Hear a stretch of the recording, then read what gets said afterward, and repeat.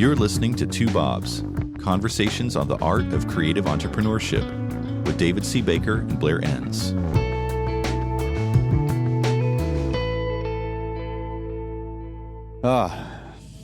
Exhaustion is the state, right? I wanted to ask you, how are you doing? And you just opened with tired. Yeah. You and I, we're not in the middle of this, but it's tiring. And you're talking about how great it is to be in conversation with your kids. The fatigue it's a combination of rage, outrage, and impotence, and then heartbreak, and all of these things. Yeah. I listened to our podcast that dropped in the middle of these riots, of this social strife going on. And it's I'm thinking, and here we are talking about business, but this is a business podcast. We need to talk about business. You sent an article early on into this thing that I don't know what we're calling it. I'm calling it police riots. I don't know what other people are calling it. My father was a policeman, so... And I don't want to get riled up or political here, but you sent an email early on, and I really, really liked it. And I kind of wanted to talk about what agency principals should be communicating right now. And maybe you can talk about communication to their team members, people of color and others, and then clients, but really thought leadership. Because I don't have all the answers. I don't even know if I can articulate the problem. But back when we were just dealing with a global pandemic and things were so much simpler. Just dealing with the pandemic. Yeah, I know. It's crazy. I started to get these pieces of content marketing. I think I got 3 or 4 emails titled Branding in a Pandemic. I'm thinking if you're going to comment on something going on in the greater world, somebody said, and maybe it was you, who said, you either get in early, you have a point that's to be made and is appropriate and relevant, and then you run all of these risks by speaking up early, or you come in late with a provocative point of view on thinking about what just happened. And then you see branding in the middle of a pandemic, and I'm wondering, am I going to get an email saying branding in the middle of a race riot? That would be a new low, I think. How'd you react when you got the emails of branding in a pandemic? What was your reaction to it?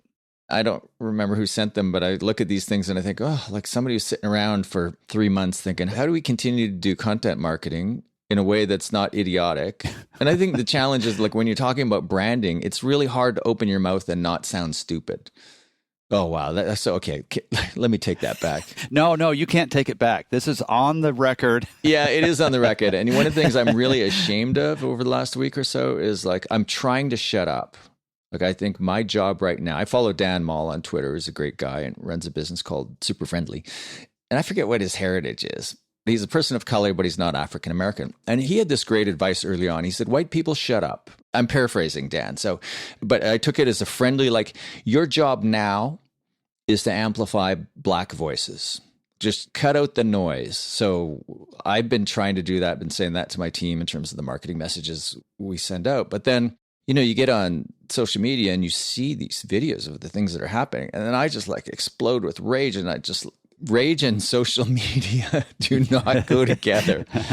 I don't know how I got into this. I just want to confess about it. It's really hard to do the right thing. And here we are, 2 white guys doing a podcast. Yeah. And if the format was to have guests on every episode, we would absolutely have the right guest. But that's not the format of this thing. And so should we even talk about it? Should we not? I don't know. I've gotten mixed advice on this, and I've gotten my hand slapped both ways. I've heard people say you should just shut up and listen. And I completely get that because I haven't listened carefully enough. And then other people are saying, what? Your job, there are people listening to you, maybe not a lot, but there's some people listening to you. Your job is to speak to it. Then I just very gingerly put my finger out and say something and see what happens. And I'm terrified of saying the wrong thing. And then I start to think about that. And then immediately I realize, oh my God, I just made it about myself again. Here we have an entire race that has been abused and treated unfairly. You can get emotional thinking about it. And I'm worried about how my statement will be taken. So then you're over processing all this stuff in your head. Yeah. The exhausting thing is you don't really know what the right thing to do is. And I'm perfectly willing. I just don't know what the right thing is. I have never talked about political things in my regular emails to people, but I just feel like, well, this is a different time. I hope this is a different time. I hope this doesn't just blow over and we go back to the way things were. I want to hear things differently. A minute ago when you were talking about what do we say to our staff, what do we say to the people of color that work for us, we may be the most least integrated industry on earth in terms of people of color. And I don't know the answer to that. I wonder about that. I've been thinking about that and talking to some people about it. Even if we are, I think the creative community has an opportunity to lead. I want to say progressive without painting too broad a brush with that word, but I think on these issues of race, the sample that I'm drawing from, and the same as you, the opportunity to lead and set an example, I think the creative community would rise to that challenge. Absolutely. Not only that, but they want to. These people you and I serve, they are largely good people who care about this stuff and are not sure what to do or do know what to do and haven't done it. I have a lot of hope for change coming from the audience that you and I address. Yeah, I do too. And I think if they see it as an opportunity to lead, they can take that opportunity. What are the next steps? I don't know. I don't know that it's for you or I to say. I think there's some Black voices out there that we need to find a way to give a platform to and to amplify. But the next steps, I don't know where the next steps are going to come from. We're recording this Friday, June 5th. The movement is going global. I'm Canadian. This is not a uniquely American problem at all. Canadians can often be critical of what's going on down south, but when I'm critical of it, it's like, I feel like I'm talking to me. I feel like I'm part of the society. I live in Canada. Most of our clients are in the US. I have a US visa I have for years. Part of me thinks, oh, shut up, Blair. It's not your problem. And the other part of me thinks, damn well is part of my problem. Yeah. And look at the reaction in the UK and Australia, other countries in Europe. This is appropriately riled up people all over the world. I was listening to a podcast. I want to ask people to go give this a listen. The podcast is called Exponent. And so Stratechery, the tech blog Stratechery run by Ben Thompson, he does a few podcasts. The free one is with a guy named James Allworth. And typically they talk about the stuff that Ben is writing about. And it's about technology. And I feel like he's the only one who's getting the role of social media right. We're all up in arms over what Jack Dorsey at Twitter is doing or not doing, what Mark Zuckerberg at Facebook is doing and not doing. And I have my issues with both of those people and both of those platforms. But he is the only one who is like seeing this for what it is and how social media should be used and how more speech is through these platforms. Well, it can cause all these horrible moments. It's actually the solution to the problem.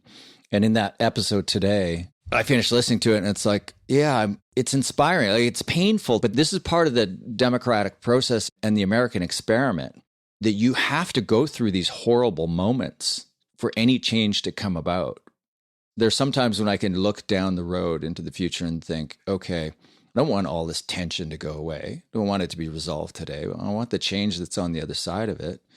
And if I want the change that's on the other side of it, I need to be willing to go through these difficult times. And I'm saying that, acknowledging that I am not going through any difficult time, like other than emotionally, right? I don't want to compare myself to somebody who's in the middle of this, who's suffered a lifelong of racial abuse and denigration, et cetera. So I'm not making that comparison. But we as a society, and I include myself and Canadians and all Westerners in that, like, we want the change that's on the other side of this. We have to go through this.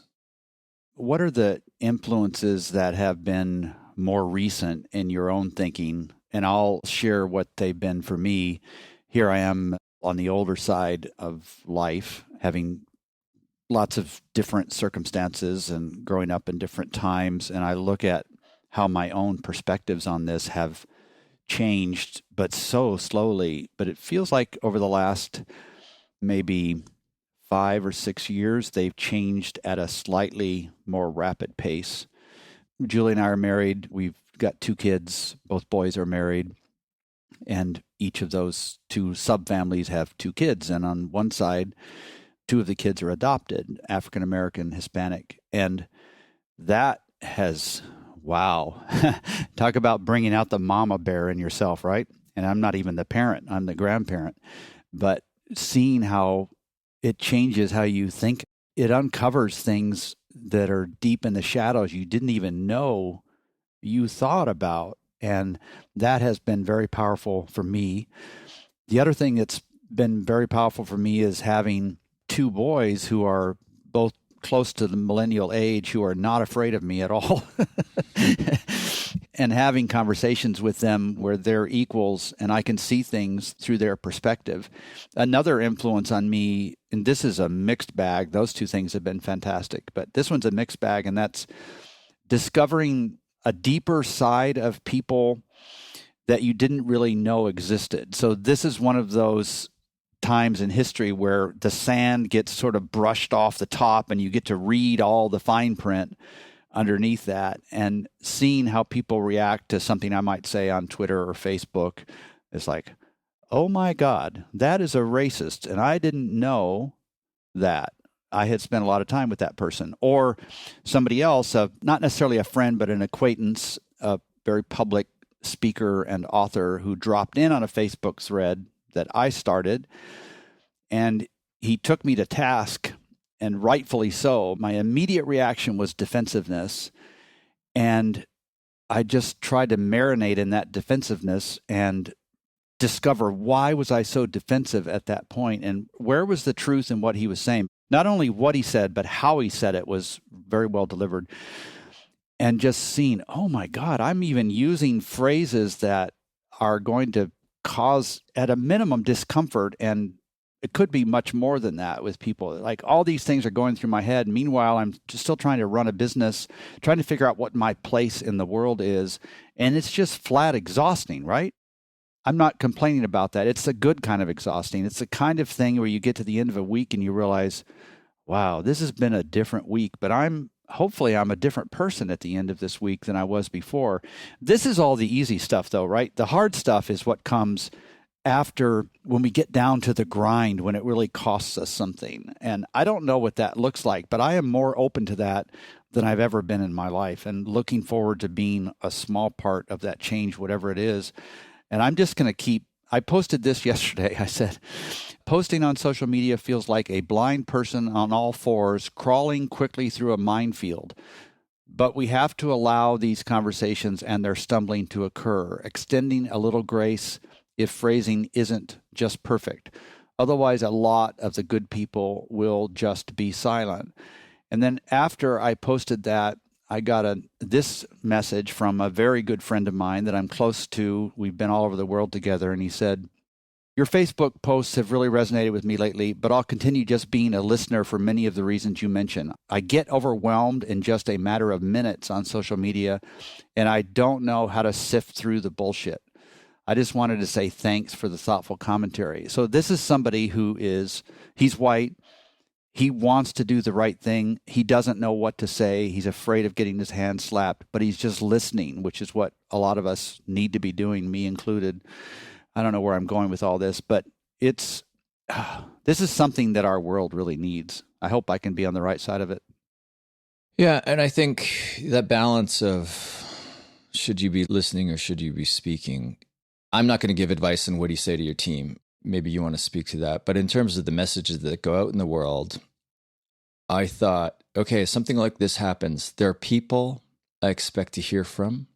They don't all have to be people of color. And there are people I really hope not to hear from. That's interesting. Okay, keep going. You're always early on everything. I saw your email in my inbox. I looked at the title and I thought, oh, this is perfect. And the title is How I'm Trying to Process Things Right Now. And you're wrestling with, well, this is me talking about me at a time when I'm not the one bearing the brunt of all of this stuff. Right. But I think those people who follow you for management and leadership advice in the firms that they're running, you just sharing how you're trying to process and the steps that you feel you need to take, I think that's exactly the right example to set. Now, of all of the people that I follow or who have added me to their lists, there's a lot of them I really don't want to hear from right now. And I think, what I've said to my team is, let's just shut up for a while. Let's just not throw any, and we've already made some mistakes in this, but let's not just throw a bunch of messages out into the world, marketing messages or whatever. Let's just create some space for the people who need to be heard. And you're a white male, but I think you're one of those people that and maybe I have this bias because of my relationship with you, but I think you're in difficult times. You offer some guidance on how to handle this. And I think you might get some pushback from people saying, it's time for you to be quiet, David.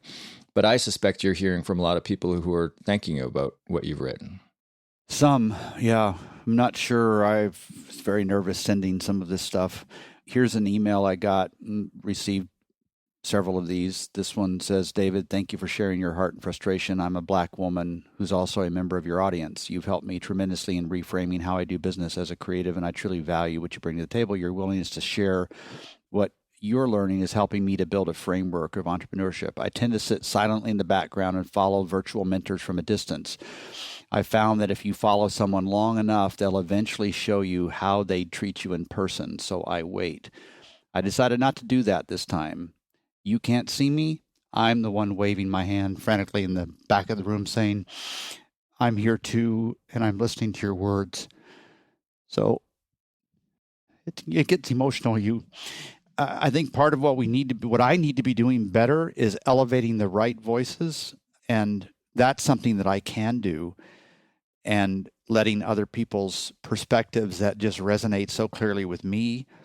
I can elevate those voices and let them speak into this, because many of them have a lot to say and just simply don't have the audience for it, right?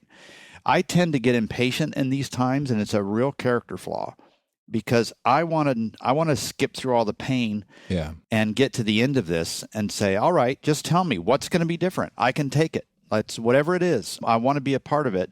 And I'd rather skip the nasty, messy times when we misunderstand each other.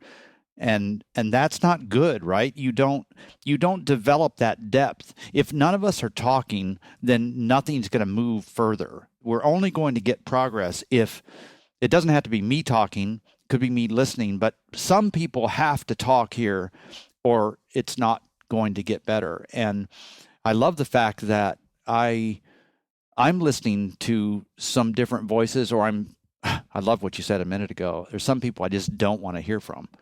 That's absolutely true for me. I got an email. So Fred Wilson, who writes the blog at USV, I read his stuff. He's definitely on the progressive side of things and is also a very wealthy white man. On Fridays, he sends out a note that says, this is what I'm supporting today. And it's lots of really interesting things. And the one he sent out this morning was very meaningful. It was somebody who had corrected him about some assumption that he'd made. And I was amazed at how there wasn't an ounce of defensiveness in how he responded to this person. He just very graciously redirected his action based on what somebody had said to him. And what somebody said to him wasn't said all that empathetically or gently, but Fred didn't get lost in that. He dove down deeper and looked at the essential message, gave somebody grace about how they had approached him, and did the right thing. If nothing else, that's got to happen more and more. We've got to give each other a little bit more space to maybe not say things the right way. There's a lot of lingo out there right now, and I feel like it's not cultic, but it's close to it, where you can be pretty quickly judged, or I can judge somebody else by not using lingo in the acceptable way. And I think that's a mistake. I think we need to relax the rules of language just a little bit, giving people, I know words mean things, but we need to give ourselves and other people a little bit more space. If they don't express things exactly right, that's okay. We'd rather have the voices continuing with a little bit of rawness around the edges than people just clamming up and just thinking internally all the time. Yeah. And, that example of Fred Wilson he gets some critical feedback on what he's doing or saying, and it may come in an emotional wrapper, and he discards the wrapper and he takes the information, then he takes full ownership of what he said or done, and he makes the adjustment. Those examples go so far. So I had a moment on Twitter the other day where I was raging at Medium for their, you might also be interested in algorithm, which just set me off. And yeah, I saw that. I won't get into it here, but I was unkind to the organization Medium. I was angry. I should have cooled off. And somebody a day later sent me the kindest, most polite nudge. And I just responded with, this is great feedback. Thank you. And he was modeling leadership. He was modeling how you should behave in these times. I want to say I woke up the other morning And I checked the news, which is something I never did before 2016. For like 20 years, I didn't check the news. And now I check the news every day. So news website, I think it's the Washington Post or something. And I see Drew Brees, the quarterback for, is it? The Saints. New Orleans Saints. Yep. He had said something publicly about this whole like kneeing one knee protest about, yeah, you're disrespecting the American flag or something. And I read that quote and I just cringed, and my heart I had this like heartbreak and rage. And then the next article I read was just a few minutes later, was on his apology. And I was so struck by what a full, complete, open, honest apology it was. I thought every politician on the planet should see this. It was not a conditional apology. If I've offended anybody, I apologize. He just wholeheartedly said, I made a mistake. I had no idea. And he apologized to individuals and organizations. And there was just no question about the sincerity of his apology. And he left himself no place to hide. He just took complete ownership. So I go from this one moment of thinking, I don't follow NFL football, so I know the name, but I'm like, who is this guy? And thinking these not very kind thoughts towards him, to thinking, okay, look at the way he has responded to this. And I always say to my kids, we all screw up. We screw up all the time, and we have to allow for that. It's what you do after that counts. What do you think if principals, just most of the audience listening to this, I just want to say I don't really feel like either of us has all that many answers. This is just you and I talking. But so let's say principals decide to be quiet publicly. Do you have a sense, have you been getting feedback from any of your clients or seen good examples of what? Oh, I don't even know how to ask this question.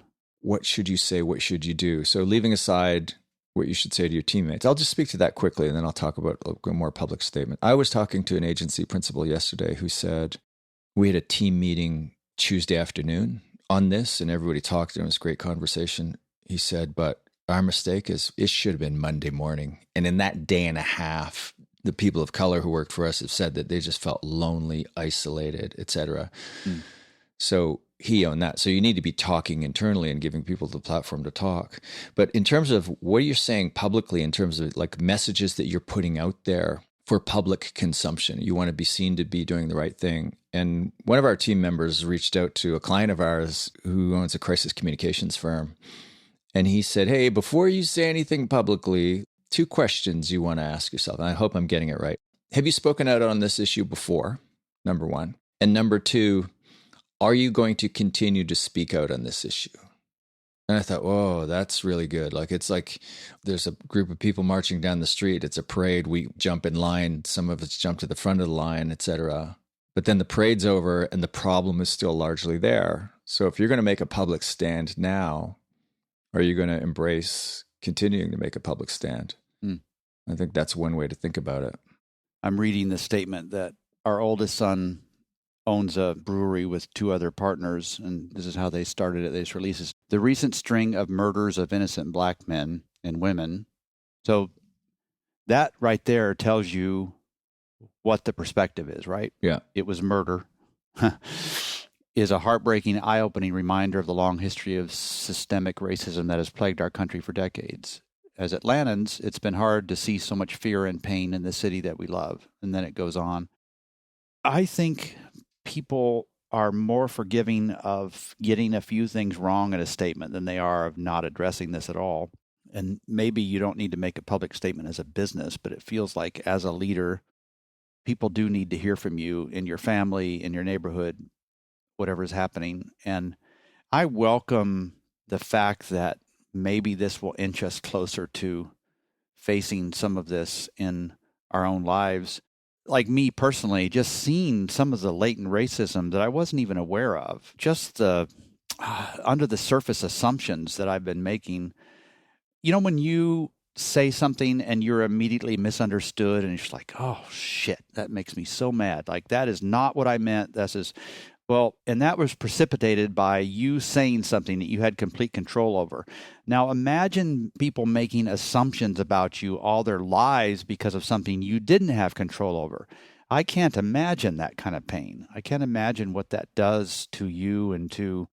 I know it's kind of popular to hate big swaths of our country right now, but I'm actually proud of the fact that we have over centuries, we've struggled with these issues, and we have come to some pretty good conclusions in some areas. And I'm hoping that this discussion moves us forward. Here we are. Here you and I are talking about this. We have no outline. We have no idea. It's just an open blank slate. People are no longer driving in their cars, commuting to work, listening to Two Bobs. They're probably sitting somewhere, and if they're still listening to it at this point, they're thinking, yeah, they're as confused as we are. I'm glad somebody admitted that.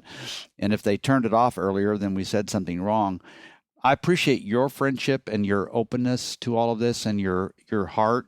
Oh, thanks, dude. Well, it's great to talk to you. Should we end it there? Yeah. All right. So let's get back to business next week. But I'm glad we talked about this. Thank you for listening to Two Bobs with David C. Baker and Blair Enns.